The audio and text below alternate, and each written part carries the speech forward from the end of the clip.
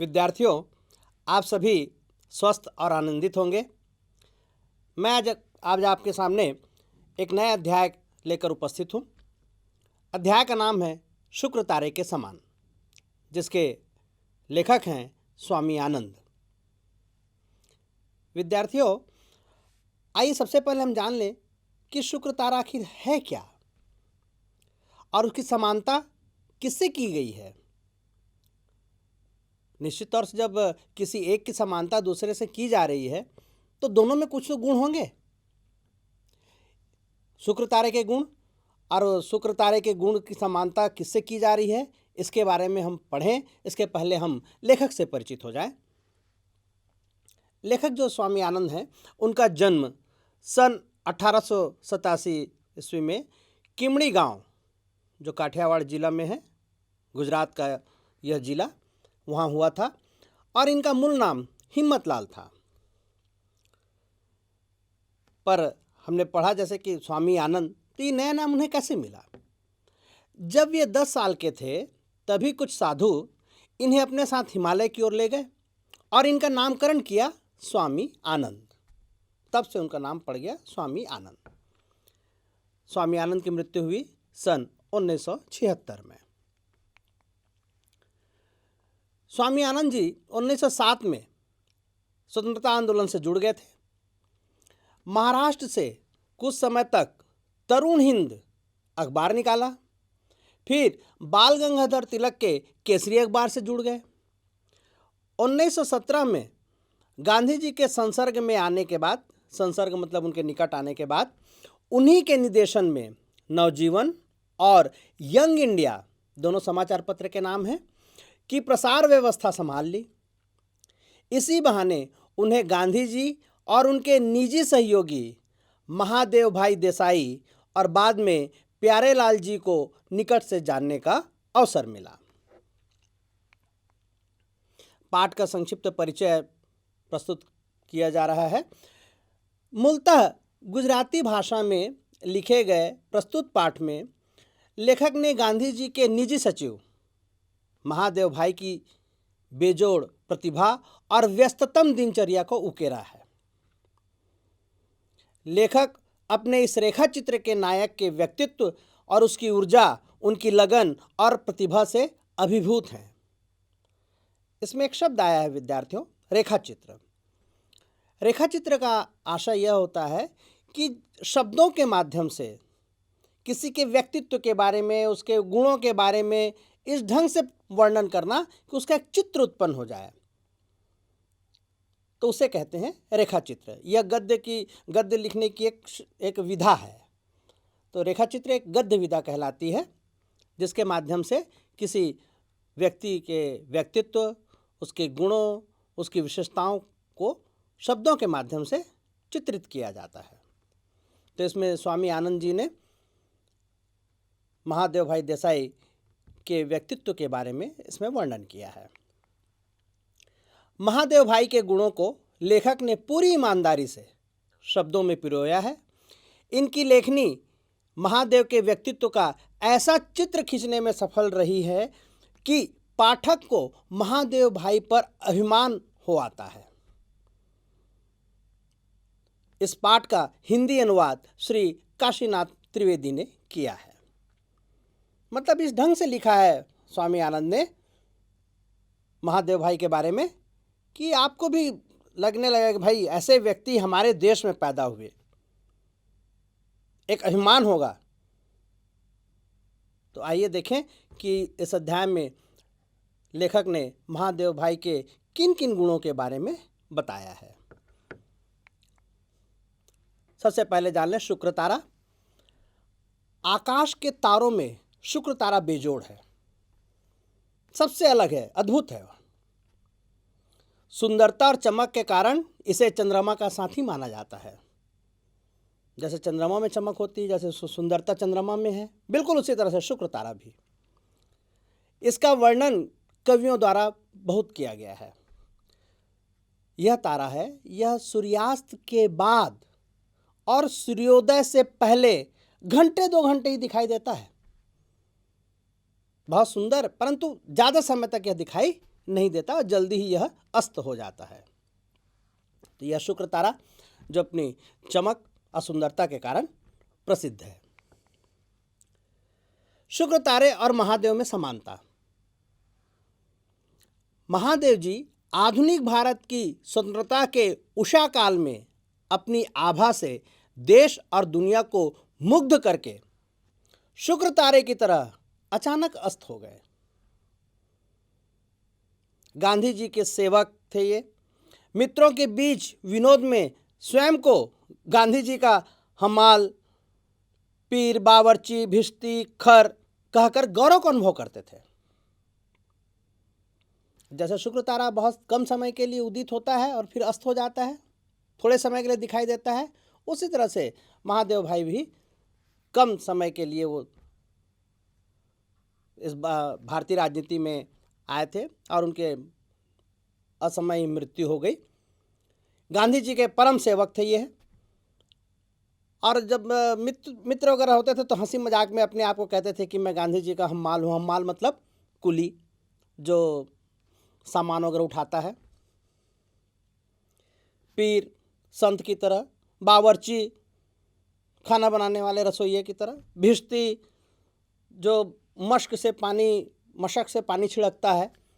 मशक एक होता है चमड़े या रबर का बना हुआ, थैले की तरह होता है, और उसके पहले पानी का छिड़काव जो करता था उस व्यक्ति को कहा जाता था भिश्ती। खर, गधा जिस पर बोझ रख दिया जाता है। यहाँ पर पीर, बावर्ची, भिश्ती, खर, इसका मतलब यह है कि जो सभी कार्य को अच्छे से संपन्न कर ले, ऐसा व्यक्ति।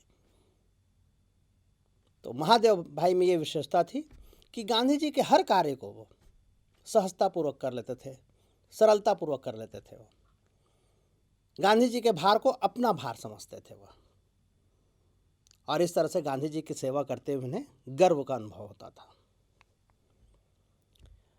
इन्हें गांधी जी का वारिस भी कहा जाता था। गांधी जी के लिए महादेव भाई पुत्र से भी अधिक थे, बहुत स्नेह था। सन 1917 में महादेव जी का गांधी जी के पास जब पहुंचना होता है, पहली बार पहुंचते हैं, तो गांधी जी उन्हें तत्काल पहचान लेते हैं, उनके गुणों से, उनकी खूबियों से परिचित हो जाते हैं और अपने उत्तराधिकारी का पद सौंप देते हैं। मतलब वो तभी से वो मान लेते हैं कि ये मेरा उत्तराधिकारी बनेगा, मैं जिन कार्यों को कर रहा हूँ उन कार्यों को बाद में यह संभालेगा। और इसकी घोषणा भी की थी उन्होंने। सन 1919 में जलियांवाला बाग हत्याकांड हुआ था।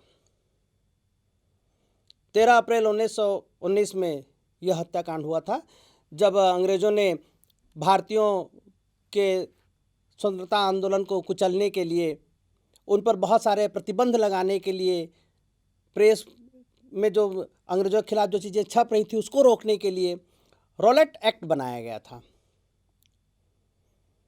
जिसके बारे में कहा जाता था न अपील, न वकील, न दलील। मतलब उस नियम के माध्यम से, उस कानून के माध्यम से किसी भी भारतीय व्यक्ति को जेल में डाला जा सकता था और किसी भी प्रेस पर प्रतिबंध लगाया जा सकता था। इसके विरोध में 13 अप्रैल 1919 में अमृतसर में जलियांवाला बाग में एक सभा आयोजित हो रही थी और वहाँ जनरल डायर अपने सैनिकों के साथ पहुंचकर उसने निहत्थे भोले भाले लोगों पर गोलियों की बौछार करवा दी, जिसमें बहुत सारे लोग मारे गए। तो इस हत्याकांड के बाद गांधी जी पंजाब जा रहे थे वहाँ के लोगों से बातें करने के लिए, मिलने के लिए। तो गांधी जी को पलवल नामक स्टेशन था, वहाँ गिरफ्तार किया गया और उसी समय महादेव भाई को उन्होंने अपना वारिस कहा। ये मेरा वारिस है, मतलब मैं जेल में रहूं तो उस समय फिर इस देश में जो स्वतंत्रता आंदोलन किस प्रकार से चलेगा, इसकी जवाबदारी महादेव की है। सन 1929 में महादेव भाई आसेतु हिमाचल मतलब जो सेतु बंध है रामेश्वरम में, वहाँ से लेकर हिमाचल तक लगभग पूरे भारत में, देश के चारों कोनों में, समूचे देश के दुलारे बन चुके थे। गांधी जी के पास लगभग 10-12 वर्षों में रहते हुए वे सबके दुलारे बन गए थे। गांधी जी के सब कार्यों को अपनी जिम्मेदारी मानते हुए अपने व्यवहार कुशलता से उन्होंने सबको प्रभावित कर लिया था। अंग्रेजों के अत्याचार भी बढ़ रहे थे। पंजाब में फौजी शासन के कारण जो कहर बरसाया गया था उसका ब्यौरा रोज रोज आने लगा। पंजाब के अधिकतर नेताओं को गिरफ्तार करके फौजी कानून के तहत आजीवन कैद की सजाएं देकर काला पानी भेज दिया गया। काला पानी अंडमान निकोबार आपने सुना होगा। अंडमान निकोबार में सेल्युलर जेल है पोर्ट ब्लेयर में, वहाँ उस जेल को कहा जाता था काला पानी, क्योंकि अगर वहाँ कोई गया, पानी के बीच में वह द्वीप है, और वहाँ पर कोई अगर भारतीय को उम्र कैद की सज़ा देकर वहाँ भेजा गया तो मतलब ये माना जाता था कि वहाँ से व्यक्ति जीवित नहीं लौटेगा। जेल से भागना भी संभव नहीं था, दूर दूर तक समुद्र। तो काल और चारों ओर पानी, तो इसलिए उस जेल का नाम ही पड़ गया था काला पानी। उस सज़ा को कहा जाता है काला पानी सज़ा। वहाँ भेज दिया गया। लाहौर के मुख्य राष्ट्रीय अंग्रेजी दैनिक पत्र ट्रिब्यून, उसके संपादक श्री कालीनाथ राय को 10 साल की जेल की सज़ा मिली। ये अंग्रेजों ने अत्याचार करना चालू कर दिया था। जो भी समाचार पत्र उनके खिलाफ छापता था उसके संपादक को कैद कर लिया जाता था और उस समाचार पत्र को छपने नहीं दिया जाता था। तो इस तरह से अंग्रेजों का अत्याचार बढ़ता ही चला जा रहा था। और क्या अत्याचार हो रहे हैं पंजाब में, वो सब विवरण है वह गांधी जी के पास, महादेव भाई के पास वह विवरण आता था। अब महादेव जी का कार्य क्या था? गांधी जी मुंबई में रहते थे, मणि भवन में। तो गांधी जी के सामने पीड़ितों पर हुए जुल्मों अत्याचारों की कहानियाँ संक्षेप में पेश करते थे और वो पीड़ित लोगों से गांधी जी की मुलाकात करवाते थे। महादेव भाई का यही काम था, क्योंकि गांधी जी बहुत व्यस्त व्यक्ति थे, उनके पास खाली समय नहीं होता था। तो इसलिए जो भी अपने दुख दर्द सुनाने के लिए आया है, अपनी पीड़ा सुनाने के लिए आया है, तो पहले महादेव भाई से मिलता था। महादेव जी उसका सार संक्षेप है वह गांधी जी को बताते थे और उनको मिलवाते थे। तो इस तरह से आम जनता और गांधी जी के बीच पुल का कार्य करते थे महादेव भाई। गांधी जी एक अच्छे पत्रकार की तरह लेख भी लिखते थे। तो गांधी जी और एक उस समय समाचार पत्र था क्रॉनिकल, उससे जुड़े हुए थे। बम्बई के, आज जैसे हम मुंबई कहते हैं, कि मुख्य राष्ट्रीय अंग्रेजी दैनिक बॉम्बे क्रॉनिकल में गांधी जी द्वारा अंग्रेज़ों के अत्याचार संबंधी लेख छपते थे। गांधी जी लेख लिखते थे और वो लेख उनमें छपा करते थे। गांधी जी के पास इतनी ज़्यादा सामग्री थी अंग्रेजों के अत्याचार को बताने के लिए कि क्रॉनिकल में जगह की कमी होने लगी, तंगी होने लगी। और जो क्रॉनिकल के संपादक थे, अंग्रेज संपादक थे हार्नीमैन, बड़े निडर व्यक्ति थे। वो खुद अंग्रेज होते हुए भी अंग्रेज सरकार के खिलाफ की चीज़ें उसमें छापते थे। तो सरकार ने उन्हें देश निकाले की सज़ा देकर इंग्लैंड भेज दिया। हार्नीमैन चले गए अपने देश इंग्लैंड। उस समय बम्बई के 3 नए नेता थे, शंकरलाल बैंकर, उमर सोबानी और जमनादास द्वारकादास। ये यंग इंडिया नाम का एक अंग्रेजी साप्ताहिक निकालते थे। जो बॉम्बे क्रॉनिकल के जो हार्नीमैन थे वही यंग इंडिया में भी लेख लिखा करते थे, अपने भी समाचार पत्र के लिए और यंग इंडिया के लिए भी।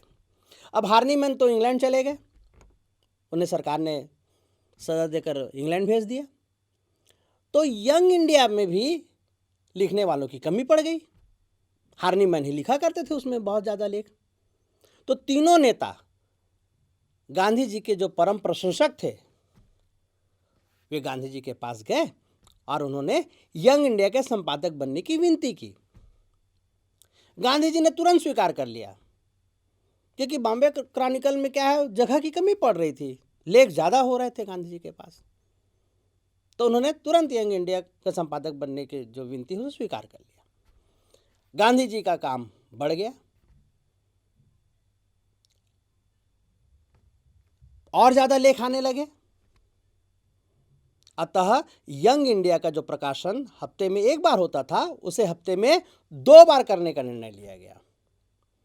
और इस तरह से महादेव भाई और स्वामी आनंद का कार्य भी बढ़ गया, क्योंकि दोनों थे, महादेव भाई और स्वामी आनंद। ये जो पत्र निकलता था, समाचार पत्र, साप्ताहिक समाचार पत्र, उसमें बहुत सारे काम होते हैं। कोई भी समाचार पत्र निकालना आसान नहीं होता है। तो उसमें कौन सा लेख कहाँ छपेगा, कितनी मात्रा में छपेगा, फिर कैसे वह लोगों तक भेजा जाएगा, ये सब की व्यवस्था करना आसान कार्य नहीं था। यंग इंडिया जो सप्ताह में एक दिन छपा करता था, सामग्री ज़्यादा हो जाने के कारण उससे 2 दिन, सप्ताह में 2 बार छापने का निर्णय लिया गया। और इससे कार्य की बढ़ोतरी भी हो गई, महादेव भाई पर भी और लेखक स्वामी आनंद पर भी। यंग इंडिया के बाद नवजीवन एक और समाचार पत्र, वह भी गांधी जी के पास आ गया। अब लेखक है स्वामी आनंद। ये साबरमती आश्रम जब पहुँचे थे तो कुछ दिनों के बाद दोनों साप्ताहिक, सप्ताह में निकलने वाला नवजीवन और यंग इंडिया, साप्ताहिकों की और छापाखानी की सारी व्यवस्था की जिम्मेदारी स्वामी आनंद पर आ गई। गांधी जी और महादेव सारा समय देश भ्रमण में उनका बीतता था और देश भ्रमण करते हुए वहाँ से ही वो लेख भेजा करते थे यंग इंडिया और नवजीवन के लिए। गांधी जी की यात्राओं और प्रतिदिन की गतिविधियों का साप्ताहिक विवरण भेजने का कार्य महादेव भाई करते थे। इस तरह से गांधी जी के देश भ्रमण में उन विभिन्न यात्राओं में भी महादेव जी हमेशा साथ रहते थे। महादेव एक कुशल पत्रकार भी बने। कैसे, आइए जानते हैं इसे। देश विदेश के जाने माने समाचार पत्र द्वारा गांधी जी की गतिविधियों पर टीका टिप्पणी करने पर महादेव द्वारा उनको आड़े हाथों लेने वाले लेख लिखने पड़ते थे, क्योंकि जो समाचार पत्र थे वो गांधी जी की एक एक गतिविधि पर बारीकी से नजर रखे रहते थे और कभी प्रशंसा भी वो करते थे और कभी निंदा भी, अनावश्यक रूप से आलोचना करते थे। तो फिर महादेव जी फिर शांत नहीं बैठते थे, फिर उनको आड़े हाथों लेते थे। मतलब ऐसे लेख लिखते थे जिससे वो समाचार पत्र लिखने वाले, वो लेख लिखने वाले लज्जित हो जाएं, शर्मिंदगी महसूस हो। गांधी जी से पत्रकारिता संबंधित तालीम, पत्रकारिता कैसे होनी चाहिए, उसकी पूरी शिक्षा, जिसमें क्या क्या चीज़ें होती हैं, बेजोड़ कालम कैसे लिखा जाता है, भरपूर चौकसाई कैसे होती है, एकदम सतर्क रहना लिखते समय, समाचार पत्र जो अच्छे समाचार पत्र हैं उनकी परंपराओं का पालन करना, कट्टर विरोधियों से भी विनय विवेक युक्त विवाद, ये सब विशेषताएं गांधी जी से पाकर महादेव देसाई देश विदेश के सारे समाचार पत्रों की दुनिया में सबके लाडले बन गए थे। सब पसंद करते थे महादेव भाई को।